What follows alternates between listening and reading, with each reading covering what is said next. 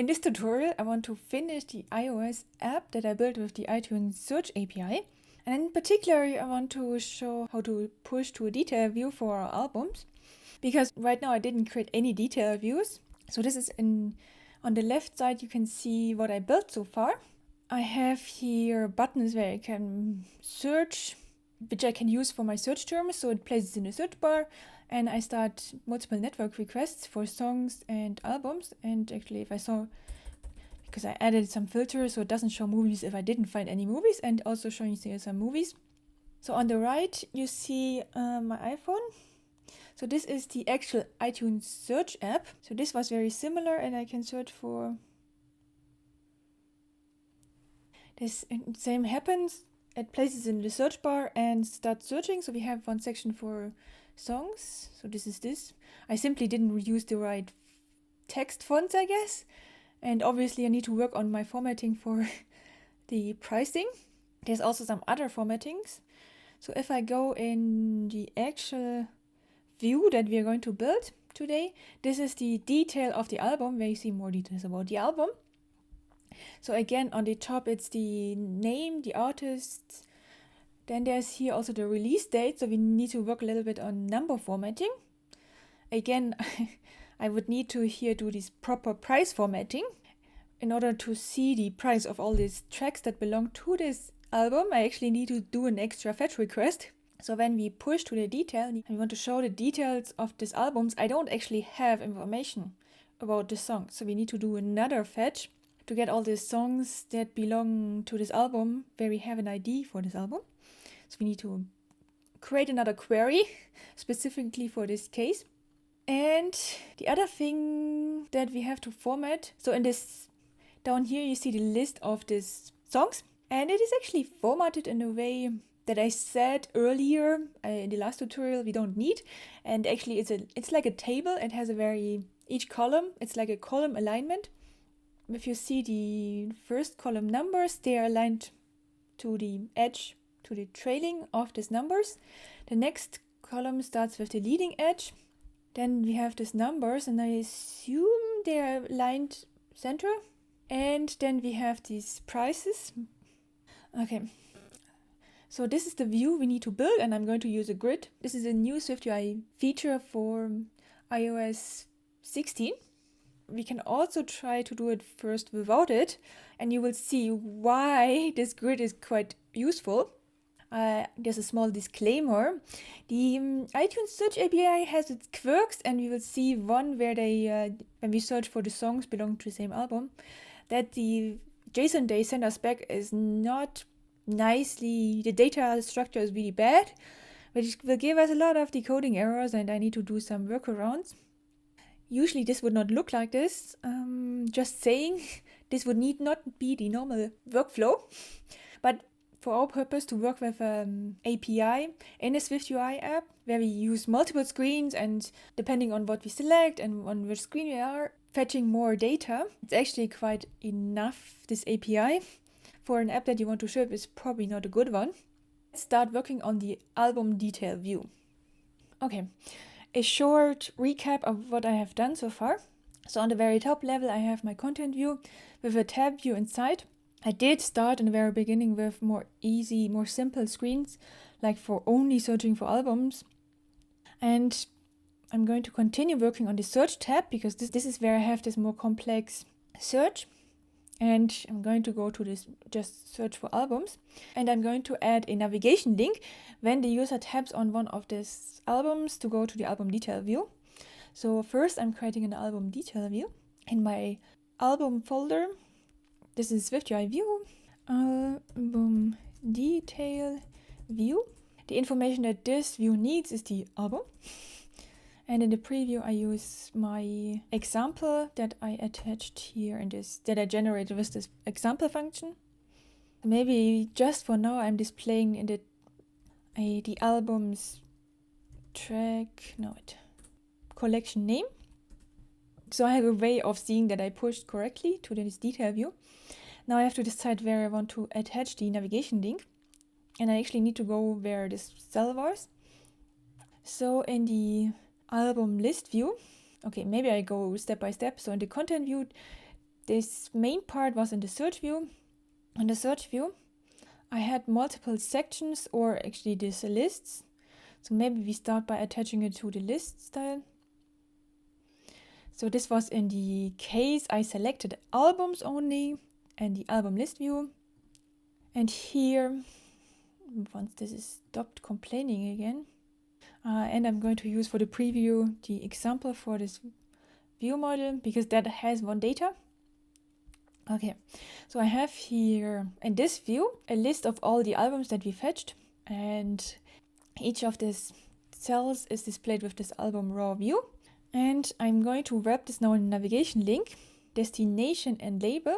So I'm still using the older navigation link because this is going to stick around for still some time, simply because you need to support iOS 15. I mean, most people. So the label is the cell that I already defined, and the link or the destination is the album detail view where I give this album. Now when you do this, it creates a button that has a predefined styling. Because this is a navigation link and the preview that you see on the right is not a navigation view, this is now grayed out because it's disabled. So you could add here in the preview navigation view. So we are wrapping our album list view and navigation view, and now it's not grayed out anymore. And when you tap, it actually goes to the detail. So we have now attached these links. I can continue working on the album list view, album detail view. Okay, maybe I'm just going to pull up the screenshot I took. So we have two parts. On the top, we have again the album image, name, artist. The small arrow means that if you tap on that, we will go to another view where they give more examples of this artist. I'm not going to do that. We are now building the top section. Okay, and this is very similar to the information I had in my album raw. So I'm going to grab this. So I have the buy button not in the right position. Oh, this is because I forgot. I didn't add the proper data in the example. I have to edit my example because I need the collection view URL, collection price, and currency. The collection view URL is the link to iTunes, to the iTunes store, so you can actually buy this. Okay, I have this now. This is an example. Then I have the price, the currency. Try again. Okay, I have this information. Then now let's add the other information. So I need to add the genre, the number of songs, and the release date. So this is text album primary genre name. Then the number of songs. And the number of songs is actually included in the album as the track count, 15 songs. And now I actually need to add the release date. And we have the release date. The album has a property release date. This I did not format correctly. So we need to do that too, together with the price. It's getting time to start formatting things properly. Okay, let's start with the release date. So I'm going to create here a function to demonstrate this. Formatted date from value, which is a string. And I actually want to return another string that is formatted. Swift provides, or the standard library provides certain formatter. And for dates, we can use a date formatter.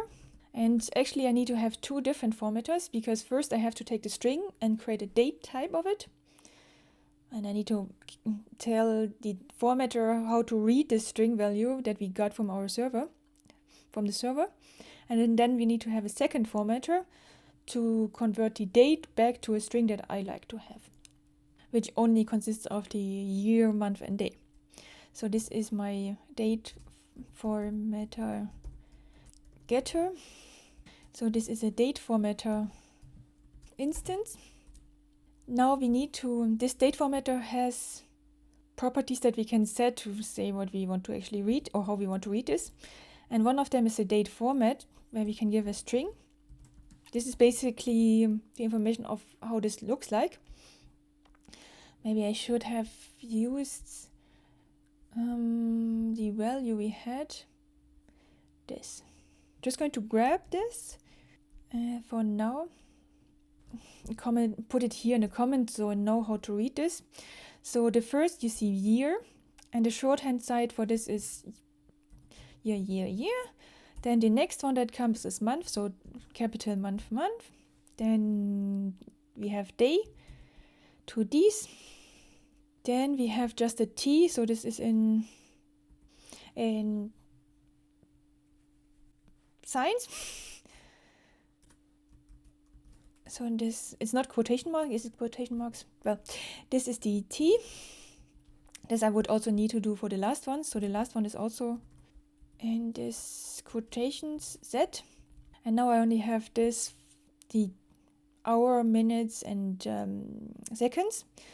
So hour is capital HH minus 2 dots because it's not a this we had a minus before and now it's 2 dots. Need to just copy this. Then the next one is minutes. So this is small minutes, small m, 2 dots, and then the last one is second. So this is 2 small s. So now we told it the format saying, okay, the first 4 characters are used for the year.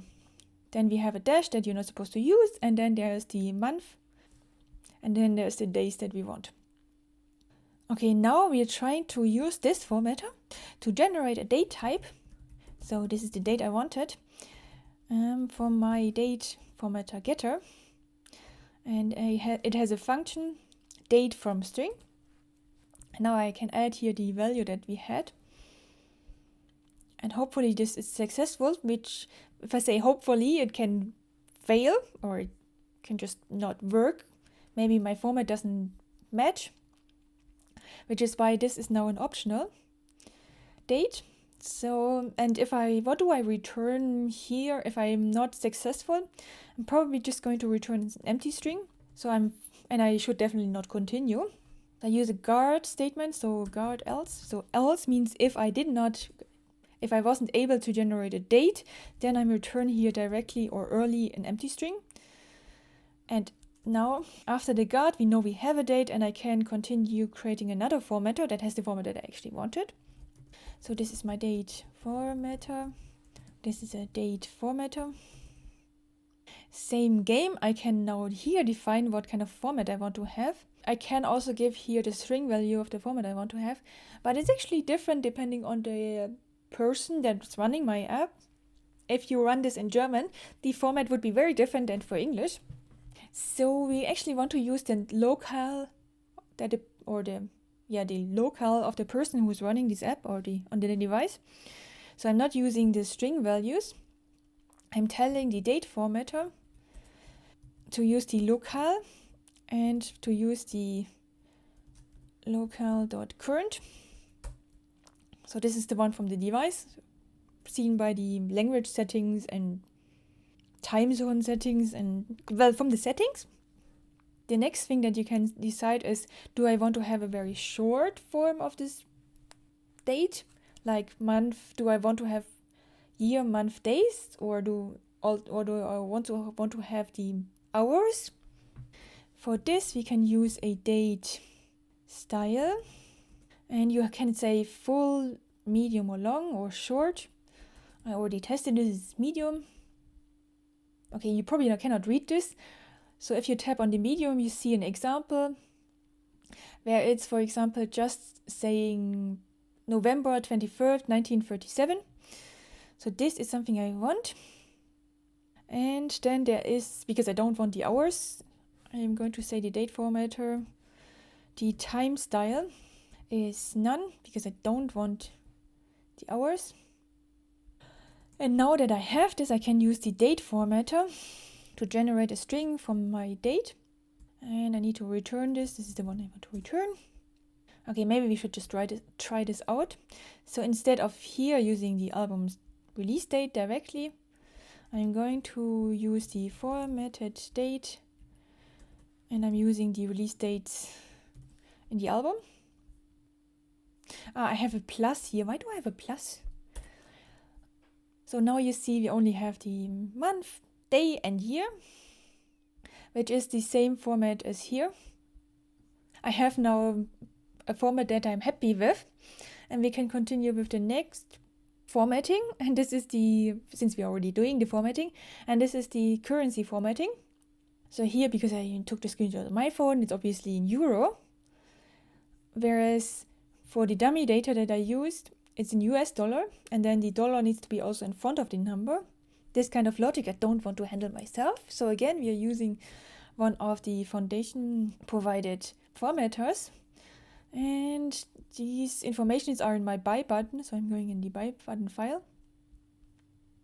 For the preview, I used now the album example, which means that my URL is the collection view URL. I need to use the collection price and the currency.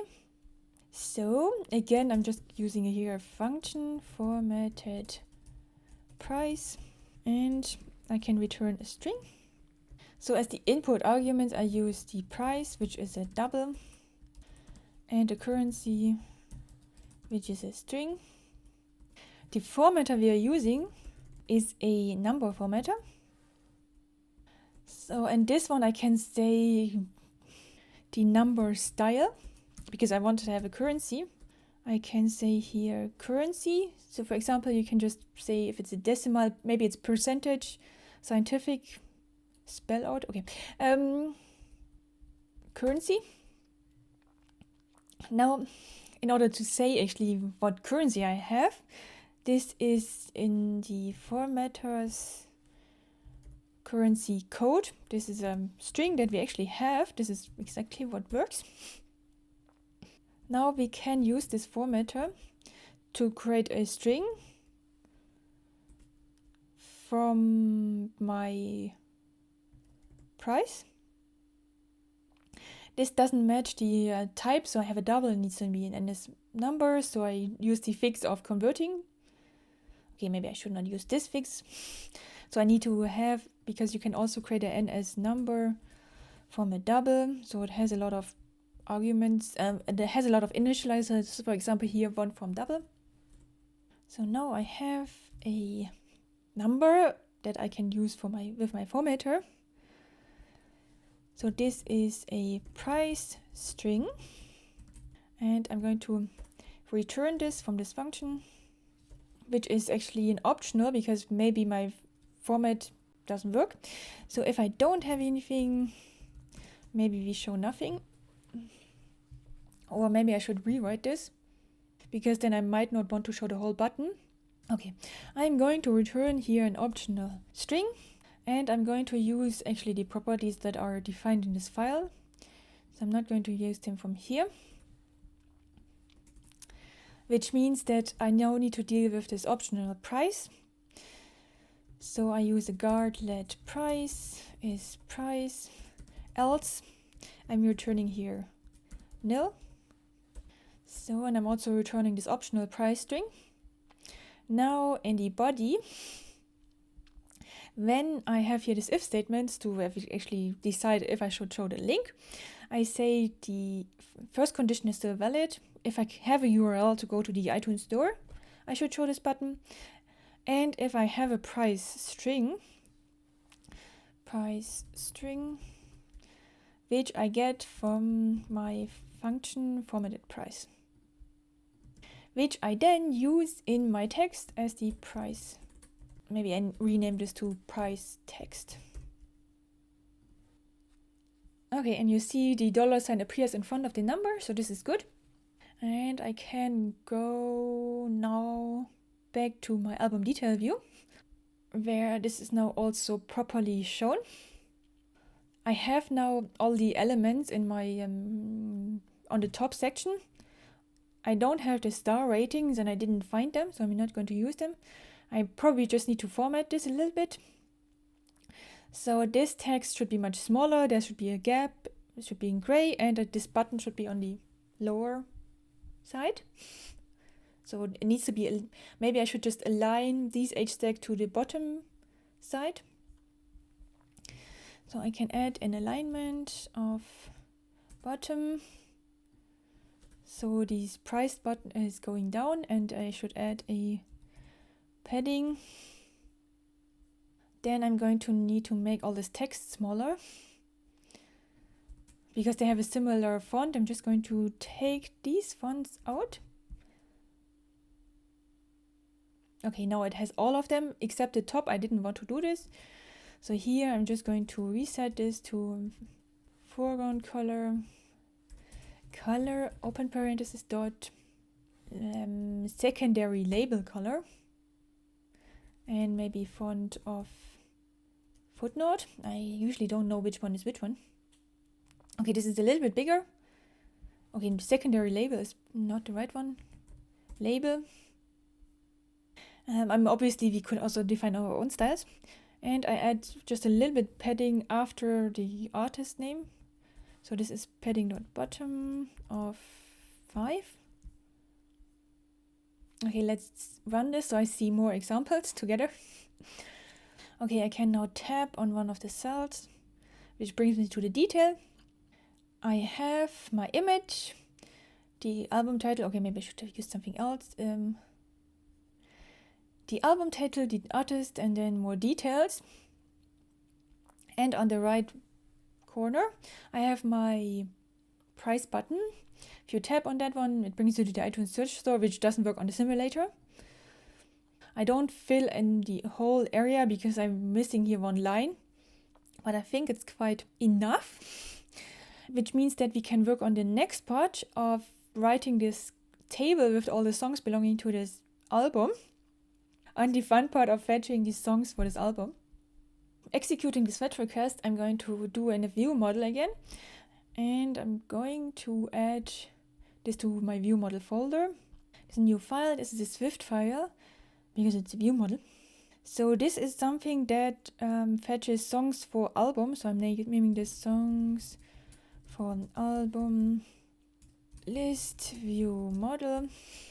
This is a class. Songs for list view list view model. Observable object. Okay, and what I actually want, the information that I need to fetch this is the album, so I have to have an album property. Actually, the thing that I need is the album collection ID. So we can also name this album ID. This is an int. It's sometimes good to really minimize the information you need and not have more, store more.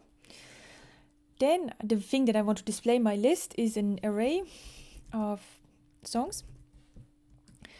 And I have in the beginning, before I fetch, an empty array. So this is song empty.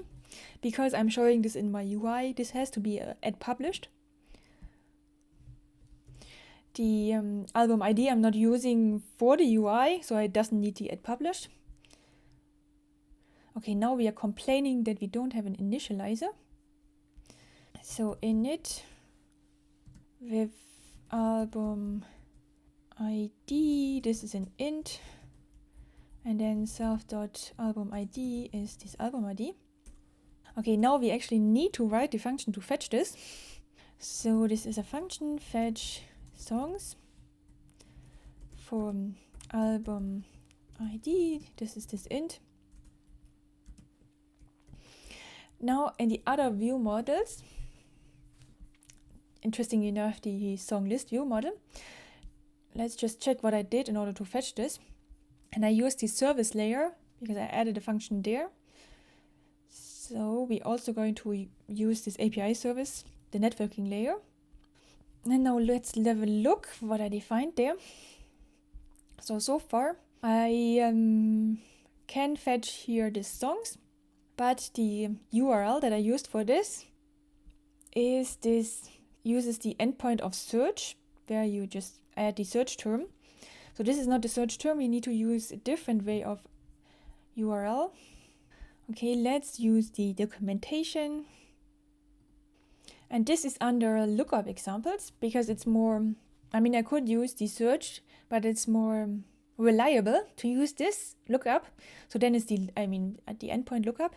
So for example, actually it's this one. This is look up all albums for Jack Johnson. In this case, the entity that we want is songs. And the ID that we pass here, I know it's really weird, has to be the collection ID. I had to search for this a little bit. Okay. No, I downloaded it. Okay, I'm just going to copy this as a reference for myself. So this would be the collection ID, which for example is for the album example is this because I renamed this is this collection ID, so this is this ID property here. And the entities we are searching are song. So we need to construct this URL. So this is function create URL for album ID is an int. I can also write this more generic by just saying ID. Maybe you want to use this lookup also for looking up album types. Then I use the type property. This is like to replace my entity song to album. And I don't think we have a page or limit. It's probably throwing some errors of page not found. This is then returning a URL optional. Maybe we can generate a URL. So this is a base URL. And in this case, in the other example, we use this endpoint. And now I'm using the lookup. If you could generate a lot of these URLs, it might be worth to extract this as global properties. But now it lives there and it's quite enough. Then I want to have here the same styling of this components system. So first I'm creating my queries, which is this part. So I just need to have two query items, one for ID and one for entity. So I'm just going to copy this fun thing. And the first one is ID, and this is my ID, which needs to be a string. So I need to generate a string from this number. And then I can do the same, just add this, create a URL component, add this query items and return the components URL. Okay, there is some code repetition between these two functions, but it doesn't look too bad. I'd rather not make this more complicated by adding more functions. So now on the top, when we had this convenience function where I called this together, I can now add one. Where do I add this? Let's add it here. Function fetch songs for album ID int. And it's returning the same completion as for the other fetch songs. And in this case, I generate my URL from create URL for ID, album ID, and songs. And then I'm going to fetch songs fetch type song. It's actually the same function, it's just this one. No need to make it more hard on myself. So it's really just this one line of creating a different URL. Okay, so I can use this now in my view model. So this is the service.fetch songs for album ID result. And basically this is now the same result stuff. Let's just compare this to my song list view model. I did store here the error. I had some kind of state. Maybe we also do this with this state, so we just we know when we are loading. We obviously don't have the case of needing to load more and more. So also this needs to be on the main queue, so this whole actually also need to have your weak self part. Okay, let's see if everything is the same. So in this case, because I don't append anything, I can just say songs is the songs I get. I don't have here a page. And I can say the result is good. If I have songs, everything is good.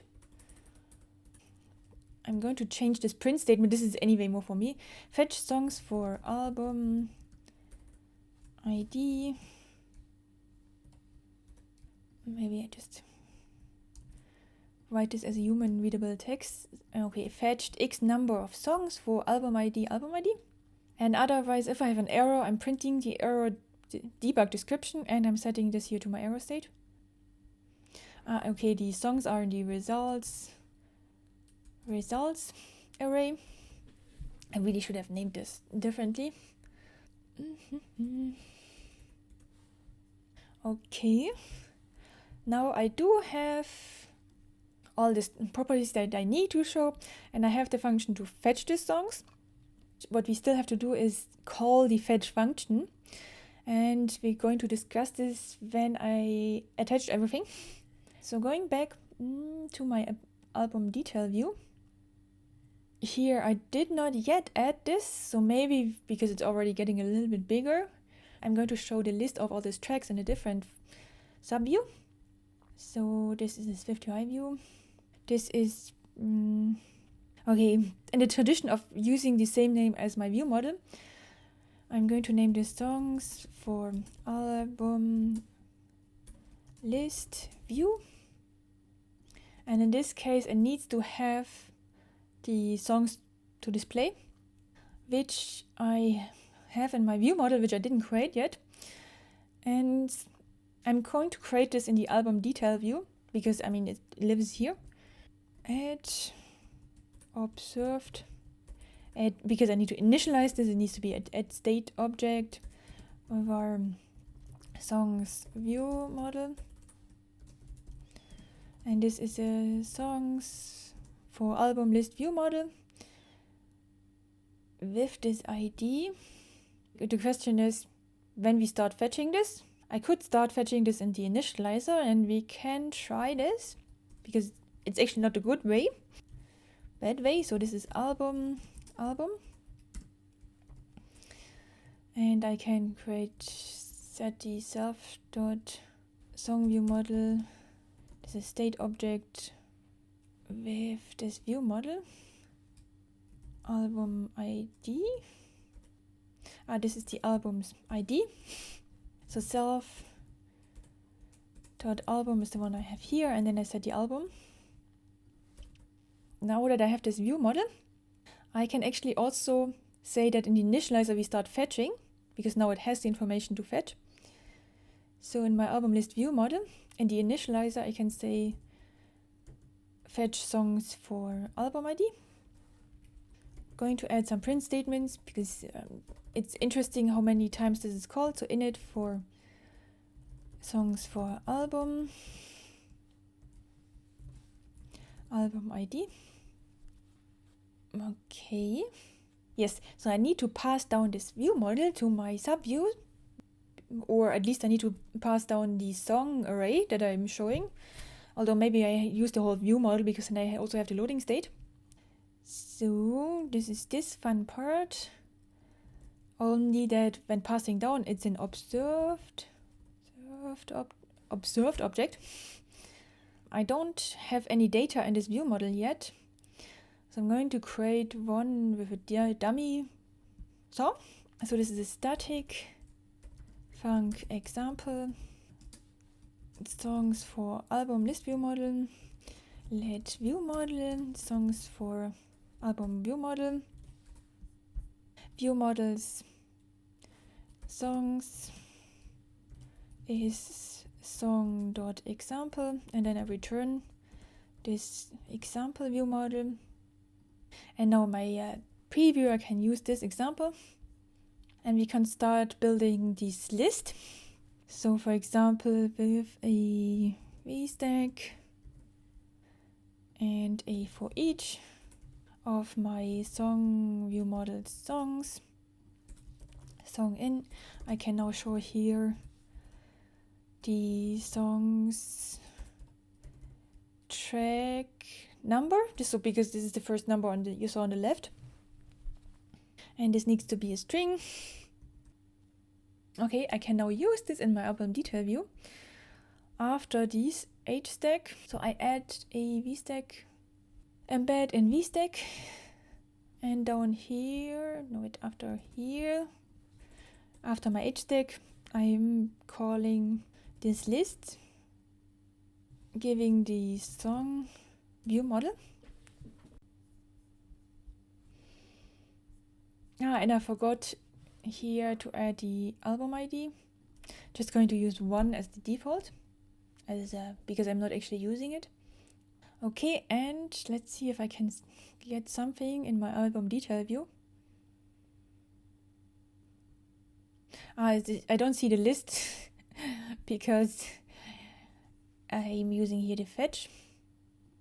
Yeah, it doesn't work. Okay, I need to run this. It's just a preview in this case. But it's good that we extracted the subview. Okay, albums. Let's fetch something.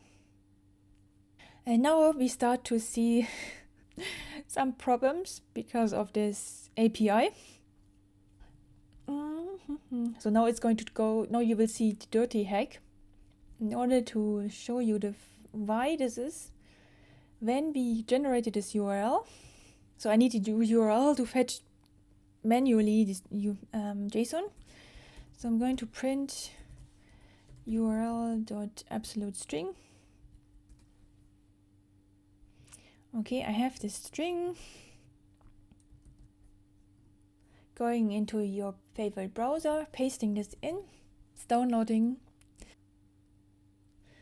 And I'm just going to show you why. So the wrapper type of the first one is collection, telling me it's an album. The second one is track song, then track song. And this is because this results array gives me a mixed type. And the first one is the album I was searching. Although I said specifically I want song types, it sends me now an array of a mixed type of album and song. Which means that when I try to decode this whole thing, it's like, oh yeah, the first item in this array is actually not having this string value because albums doesn't have the same stuff as songs. So it's not really nice. Okay, let's just think and go to songs. So it tells me it doesn't find kind. Okay, so I did keep this kind, but I never used it. So it is actually not a problem if you just remove it. Luckily, these APIs have a lot of the same names and properties. Okay, I also need to remove it there. There is no track ID in songs, but I guess it doesn't exist in albums. Okay, so I don't have a track ID for albums. I'm trying to generate a more generic type here that also can be used for the other one. And in order to do this, I'm going to use the init from decoder, which is annoying because I have to generate all of these.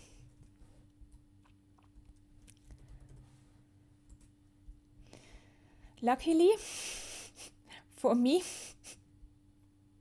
it's now auto-generated with Xcode 14. The only thing is now I lose my init. So basically you need to have all of these.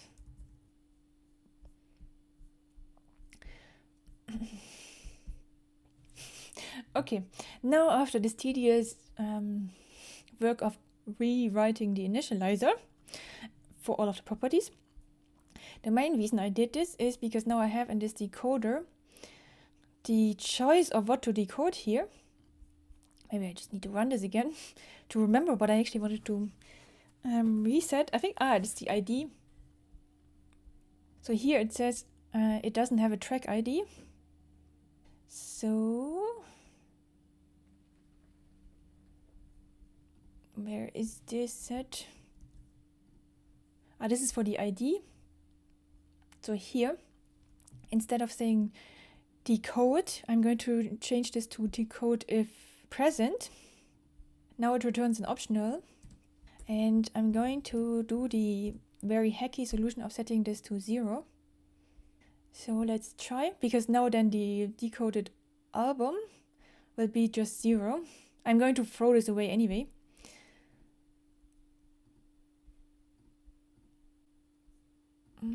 Track name. This is the same. Decode if present. And then you're just giving an empty track name. Because I don't want to have the optionals in my songs. That's going to be very annoying.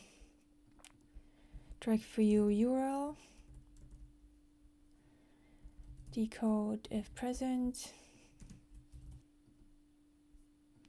Preview URL. Decode if present.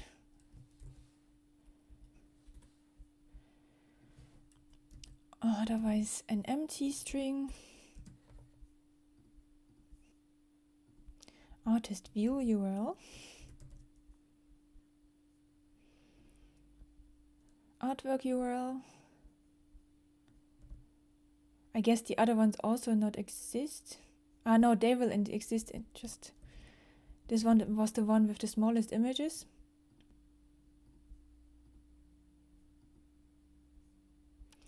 Track number.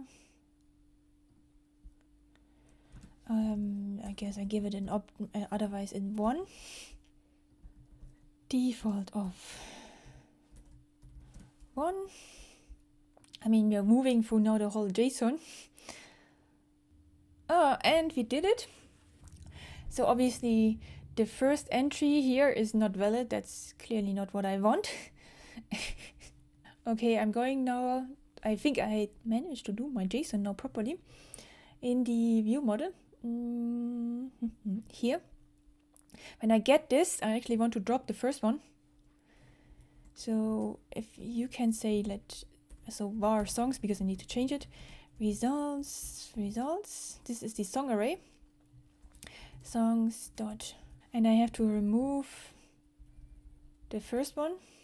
I'm not using this result, so it's underbar equal. And then I'm setting these filtered songs here to my song array. Try again. And we have now this nice array and our data for displaying. So I wouldn't recommend this approach. It's just, I mean, it should really not happen that you get a mixed array back. But this is one way of fixing it. I didn't change really my song type. So it's kind of okay. Now let's go to the list.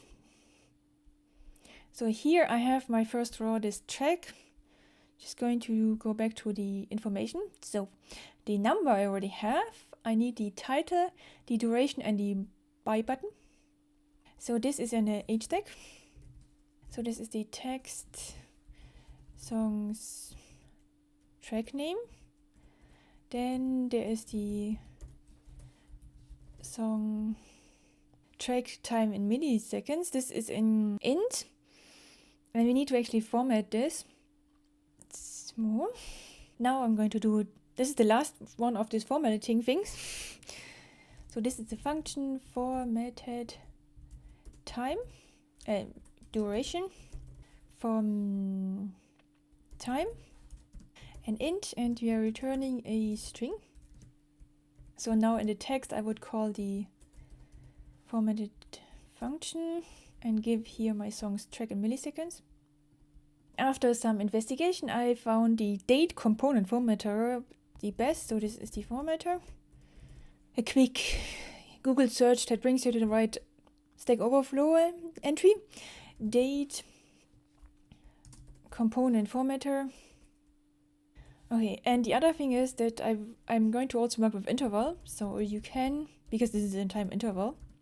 This is a time interval from this time. And actually it works with seconds and not milliseconds. So I have to reformat, I divide my milliseconds by 1000. So this is time in seconds. This is my time divided by 1000. So we're using this. And I can use this formatter with string from this interval, which obviously can fail. So I'm in this case, if it fails, I'm just returning here an empty string. This is okay, then I just have one empty text in my list. Let's check this, because I still need to work on my formatting here. Okay, and I have a problem actually here. If I have nothing, I cannot remove, and then it's actually throwing an error. So if my songs count, or actually if I have some results, and this is the result count is bigger than 0, then I know I have something that I can remove. Just try. This was only a problem in the preview. But anyway, when you see it here, it does seem to work. The only question is, do you want to have the 0 in the beginning? And let me just find some others. Yeah, let's just add the 0 in the beginning and see what the other ones is. Okay, this is the formatters 0 formatting behavior dot pad. Okay, now it does add zeros, but too many. So you can say what the formatter's allowed units are. And I want to have minutes and seconds. My preview is not going to do this. And I'm going to just show you the last one, which is unit style positional. Okay. Now it does have the right format. Okay, then next, the last one in this table is these buttons. So this is my buy button and the song's preview URL, the song's track price, and this is actually optional. And if it doesn't, actually I never used it somewhere. If it's nil, okay, maybe we do this. If let price song dot track price, then I do this, and else text, it's only available with the album. And then it said, you need to check what it says, album only. Okay, here I can give then the album and the song dot currency. So I actually don't have to deal with this optionals in the price button anymore. I can also create another button just for songs where I use this. So maybe in the same file as the buy button, I just need to create a buy song button. Needs the same input arguments. Okay, this is just another layer of abstractions on top of the buy button. So I can use this now wherever I needed this. So where did I use these songs? So for example, in the song raw, instead of the button, we can use the buy song button. And in the songs for album list, I can use now the song button just to make it more easier everywhere. Okay, let's try. I'm going to run this because then I see more examples of different prices. So now it already also appears here. Why is this negative? What did I do wrong? Here you see now it's album only. Just need to check. Yeah, it's probably a little bit too big, and we can also gray this out. Going to the album song button. This is font. I'm just using the system fonts most of the time. Footnote and foreground color gray. Oh, let's do it for something. And here there's 2 songs that are only album only. Maybe I guess it's still a little bit too big. But you see the point. So going to this list. Now it's also in this list because I added this complexity to the buy button. Because it's added in both cases because this is the same element as here. Then I wanted to go to I didn't add the links everywhere. Going to the albums. And now I have my buttons here.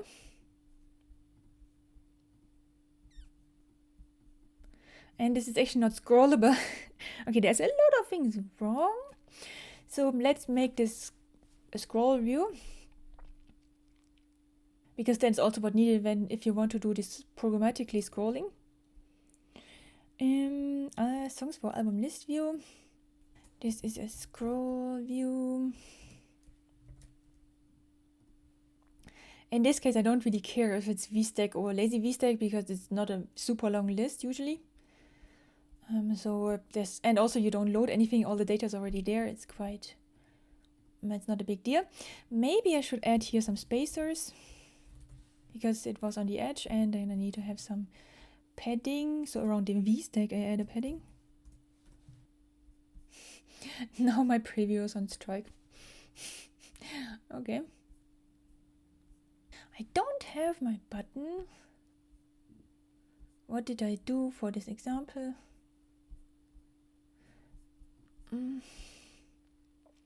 So I need the preview URL, track, price, and currency. Yeah, I also don't have a preview URL. I really don't care. It's just supposed to be in website. Yeah, I can also just use... It just needs to be something that has the format of a URL. You can put apple.com if you want. Okay. So this is... we have all the information, but I don't... Okay, let's just try the same formatting. So actually the spacing is supposed to be between the name and the number. And I probably should add more spacing in general between all of them. So you can also add the alignment of leading and spacing of 10. And the spacer is supposed to be between here. Then the number was a little bit smaller. Let's just make this font callout. I just need to maybe have a list where I see. Okay, this is not caption. Footnote. Okay, this is small. And the same is for the duration. It's also smaller. So I use the same there. Okay, now this is looking good, and let's just, because I actually need to show you this with different examples and I don't want to create here a lot. So now it depends if you can see some issues. Okay, so look at the alignment.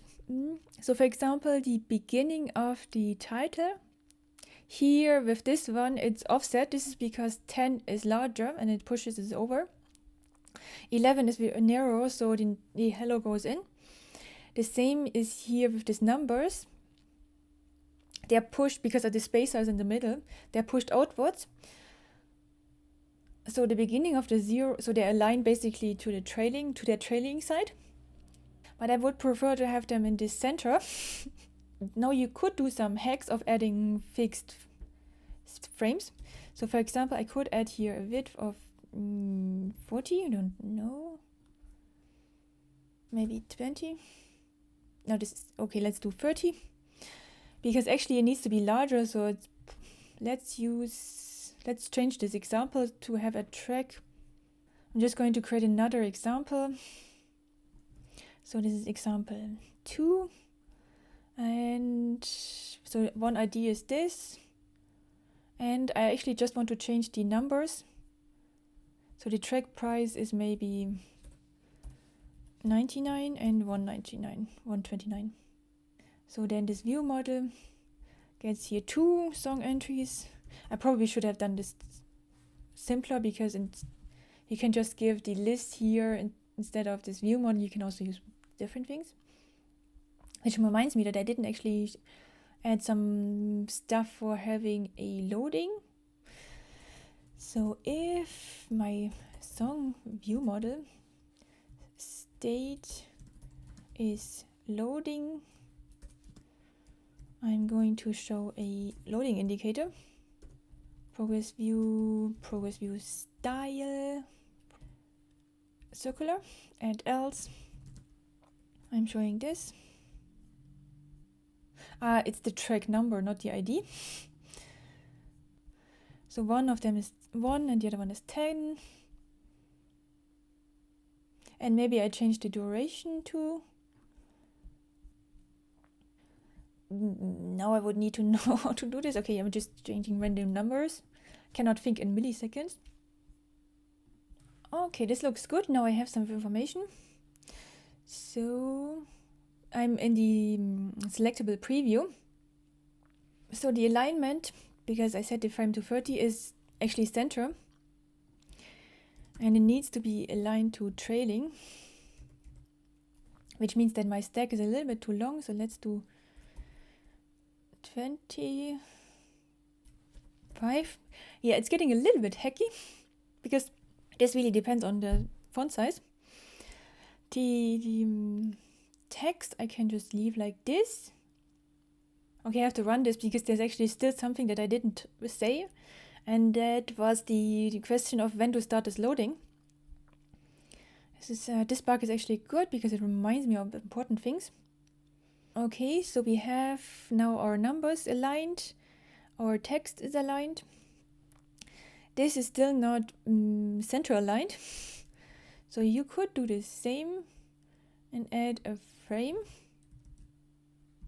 around the duration of, I don't know what it is, 50. And in this case, the center was the better one. Yeah, I suppose this is working. And okay, if you have multiple lines for your title, yeah, this is allowed and it actually looks like so. Maybe we should have had more spacing in between. So in this case, I'm not adding padding to the leading edge because I'm going to use this from this stuff. So this is vertical and trailing only. And I add a spacing of 15. This is just so I get rid of the padding on the leading edge. Oh no, this was not the one. So you can add something like 20 here. But as you can see, this is not the nicest way of doing it because I'm struggling here with these annoying stacks. I'm just here hacking these frames around it because the alignment is like every column. I have this kind of columns that have different alignments. And actually I also want to have a divider afterwards. We do have basically the layout, but it's a little bit hacky. So I'm going to show you how to use this grid. If you are in the situation where you have a V-stack with H stacks and some kind of column structures, then it's a good idea to try grid. So grid, and it has properties similar to V-stack. It's alignment, spacings. So you can have for the spacings, you have vertical and horizontal spacing. So vertical is between the grid items. So this is the one that I had here with 20. This is only available for iOS 16. So I'm just going to switch my target. So this is iTunes app under general, minimum iOS version 16. Next, I'm going to replace the H stack with a grid raw. And I'm going to take out these hacky frames. The reason why I don't see my preview properly is because every time I'm creating here this view model, it's actually fetching something. So just for now, I need to uncomment here this fetch function. Okay. And as you see, it looks already much better. Only that I need to fix now my alignment. And for this, we can use the grid cell column alignment. So you can say leading. Now all elements that are in this, for the track name, they are aligned to each other leading. For the numbers, I want to have trailing, so this is grid column trailing. The default is center, which means that my duration is center and the buttons are also centered. The last thing I wanted to do is this divider here. So from the design file, it looks a little bit different with how the divider looks, because in the design, it's supposed to touch on the trailing edge and not on the leading. So how did I go there? This is because of my paddings. So for example, if I add the padding only to the leading edge, it's now taking this out. If we don't add anything in this direction, which I probably want, so now I have more space on the leading, and we maybe should run this. But first I need to comment back the fetch. This is anyway what I wanted to talk about last. Definitely need to talk about it at some point. Now I'm actually on the iOS 16 simulator. Okay, we're launching and we're seeing this layout. So this looks very much like the design. And it's, okay, you can change the spacings properly and decide on the padding stuff. But it was more discussion of the alignment. So it's actually a really nice example for the new grid view, which is not to confuse with lazy vgrid or lazy hgrid, because this is the one we used for this kind of grid, where you have multiple cells, where here each of these cells is a different song. Here, in this case, each of the songs is one row, and I need to have the columns reference different data entries, different attributes of this song. Okay, maybe this doesn't make too much sense. Now, the important thing. So I did add an init to my song for album list view model. And so in my album detail view, I'm also going to create here an init print statement for init album detail, and then giving here the album's ID. I have more information, so we can filter by init. I just want to know when things are called. So I go on the album tab, search for something, and you see there's a lot of album detail inits. This is because every time you have a navigation link in a list, like here in my album list view, the detail, because it's already created, that's why you see all the initializers. If I create my album detail view, right now in this initializer, this is this initializer, I already created my view model. And actually I should see here init for songs of album. Okay, let's go to the detail. Init for songs with album. Why don't I see? So here init for songs for album and then fetch. So it seems to have done it correctly in this case. I'm not sure if they changed something for iOS 16. The better way of doing this, okay, now I am fixed with iOS 16, that was maybe not the smartest move. Instead of doing this in the initializer, it's better to use the onAppear. For example, when my album detail view appears, I can add here the onAppear and say my song view model fetch songs for album.id. Or maybe this is the same, I can also, because the view model already has the ID, we can make a fetch that is then calling this function, so not doing this in the initialize anymore. And this is private, so now I can just say fetch. This is a little bit safer, just because the way these details are created.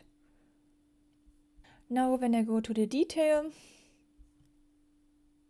I initialize my view model, but the fetch function is called when the view appears. So this is the more safe way. And it is also a little bit easier to work with the preview. So here I had this problems with my songs for list view. As long as you stay in the selectable, it's fine. If you go in the, and this is now nicely working for the preview.